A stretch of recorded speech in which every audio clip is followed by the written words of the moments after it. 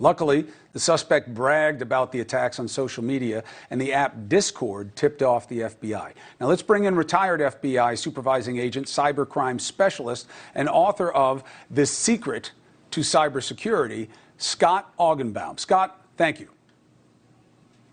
Thank you so much, Chris, for having me here tonight. So this is an old trick, getting somebody else to hurt your enemies, but it has been given a turbo boost by the internet. Is that right? Absolutely, but this isn't anything new. I was looking at these things. We called them swatting back in 2008, and it's really started to escalate in the past couple of years. Right, but swatting, I had that done to me, by the way. That was where like somebody called in a threat under your name and came after you. This is where you're actually sourcing people online to do your bidding, and the access is so much easier because you don't need to know a guy who knows a guy anymore. Well, now with the breakdown of communications, back in 2008, everyone had a laptop. Today, we have a global network. Everyone has access to a cell phone. The dark web has made it a lot easier for these like-minded individuals. And also, they're recruiting people on things like Discord. We're seeing it on Instagram, and even things for parents on Xbox. The payment. They get around it using Bitcoin, and I heard that it's getting like cheaper and cheaper in the piece. It said, like, what are we talking about? How much are people paying to get somebody physically hurt?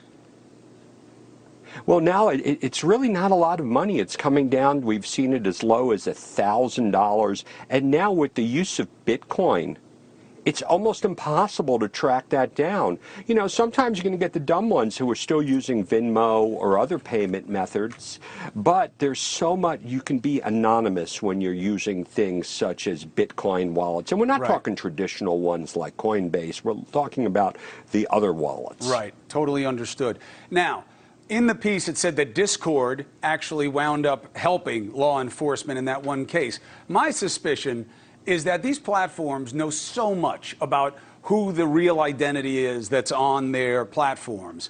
And should this be about them in a way and not just law enforcement in terms of finding new ways to catch people using new technology?